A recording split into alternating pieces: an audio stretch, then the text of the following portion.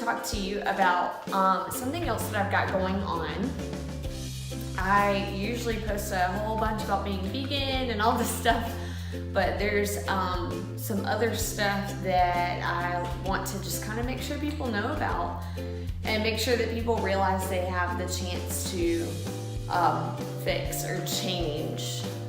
I remember my parents having this Dave Ramsey book, a Financial Peace University book, that sat on the coffee table for a little bit, and I just remember looking at it, and I remember my mom talking to me about how Dave Ramsey encourages the use of what he calls the envelope system, and he actually basically says that you have an envelope that says food, and you put $100 cash in there for food if that's what your budget is, and once you spend all of that, then you don't spend anything else. It's a way of kind of keeping yourself on track in addition to your written budget.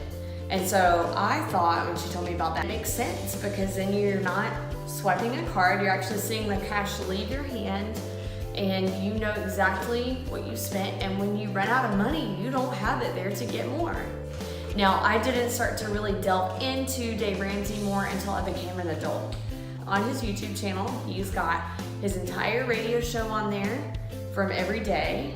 He's got little shorter videos on there, 5 to 10 minutes long, that you can watch. And so I just kind of started listening to that and started to really think again, wow, this is a good idea. So I recently, just at the beginning of this month, finished the Total Money Makeover, which is a book Dave Ramsey writes. And in it, he talks about his 7 baby steps, which is also what he talks about on his YouTube channel a lot, on his radio show, and all that. And so the book kind of reiterated a whole bunch of stuff for me. So I initially started this last year sometime. I'll have to figure out the exact date, but I started his 7 baby steps. And so baby step number 1 is to set aside $1,000 as an emergency fund while you pay off all of your debt. And some people think that is just insane, because to think that you're gonna live on $1,000 as an emergency fund for a long period of time is crazy. But when you're thinking in the short term, I'm living off of $1,000 until I pay off everything else that I owe on, and then I'll build a bigger emergency fund, it really makes sense. I found myself a lot of the time in kind of a tough spot, because I was trying to put money in savings, and I was trying to also pay off the debt that I owed, and usually only paying the minimum payments. I usually wasn't paying any more than that, because I couldn't afford to, because I was putting this much in savings and blah, blah, blah. And so when I heard him talk about that, I said, duh. That's why it's so tough, because I'm trying to do 7 things at once rather than focusing on the one thing that I need to get rid of. Saving $1,000 was super duper easy. I already had more than $1,000 in savings, so I remember taking the excess and I just paid off some of the debt that I owed, and then I had my $1,000 left.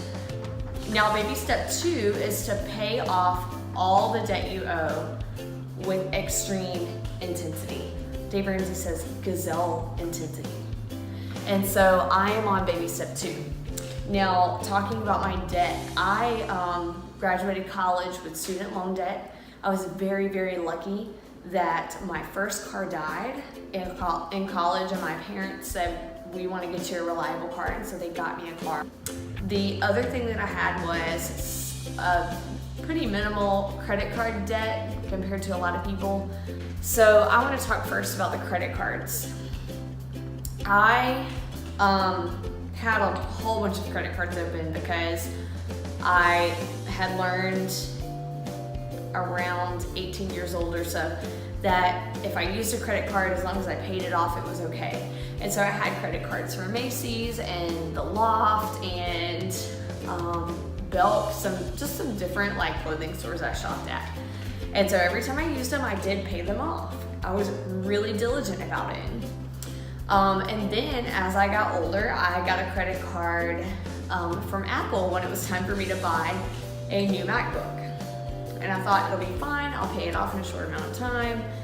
And so I got the credit card, put the MacBook on it. After putting the MacBook on it, and before listening to Dave, I also bought an iPhone on it, and I also bought an Apple Watch on it. And so I had incurred, you know, quite a good bit of debt on that credit card.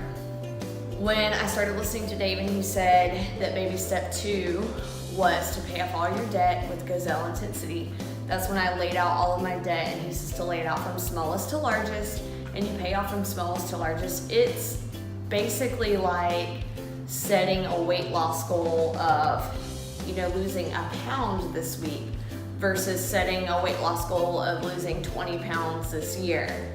You know, you are setting your goal of losing a pound this week, and you're likely to reach that goal and you're likely to feel progress. And then next week you can set a different goal.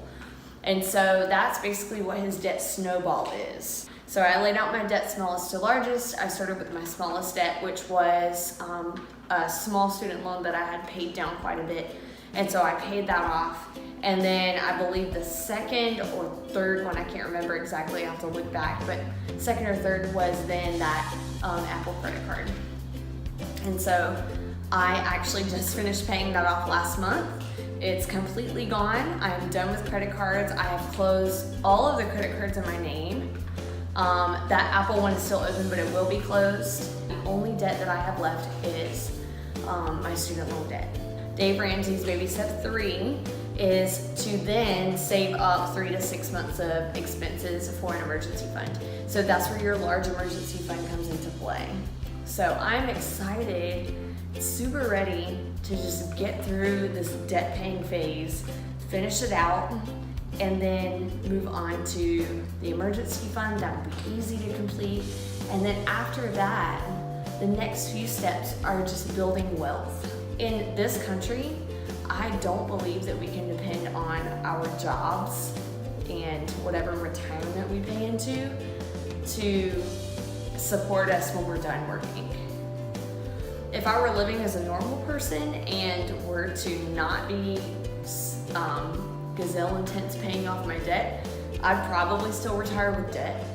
I would retire with no money, and I would retire with no support from the retirement system I paid into. And so that kind of stuff, I don't want to depend on somebody else to do for me or something else to make happen. I want to make sure that that happens so that when I retire, I can have fun. Obviously, I've never been through retirement, but I think that it should be an exciting part of your life, and it shouldn't be a part that you dread or worry about. So I want to kind of take that control into my own hands. In addition to that, I want to make sure that I'm able to give to people, giving money where needed or giving things where needed. I want to make sure that I'm not in a tight spot financially to where when somebody that I know needs something or wants something, I can't get that for them. In the process of Baby Step 2 now, I'm going to try to do like a video a week just to keep you updated on where I am and to give you more details about where I've come from and what I've paid off so far and some of my ideas that have changed over this whole process.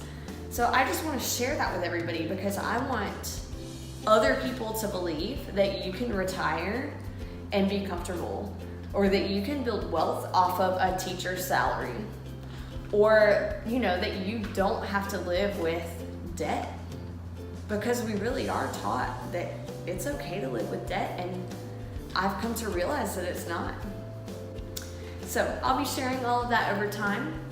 I'm also vegan, so there are going to be some vegan videos tangled up in there, some grocery shops and things like that that show you how I stay on budget. People think that being vegan is expensive. It's really inexpensive, and so I'd love to show you and give you some insight into that and how that's helping me to achieve my goals financially.